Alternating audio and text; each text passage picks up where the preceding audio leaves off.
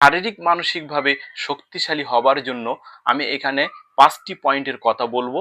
এই 5টি পয়েন্ট আপনার জীবনে প্রয়োগ করুন এবং শারীরিক মানসিকভাবে শক্তিশালী হয়ে উঠুন। নাম্বার 1, প্রতিদিন ব্যায়াম করুন।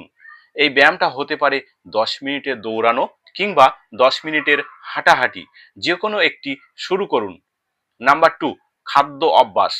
আপনার খাদ্য তালিকায় প্রোটিনের মাত্রা সঠিক রাখুন, কার্বোহাইড্রেটের মাত্রা কমিয়ে দিন এবং খাদ্য তালিকার মধ্যে স্যালাড যুক্ত করুন। নাম্বার 3, নতুন নতুন জ্ঞান অর্জন করুন। নাম্বার 4, আইডিয়া ক্রিয়েট করুন, অর্থাৎ প্রবলেম সলভ করুন। এই প্রবলেমটা হতে পারে আপনার ঘরের দরজা অপরিচ্ছন্ন হয়েছে, আপনি পরিষ্কার করেছেন, এটাও একটা প্রবলেম সলভ।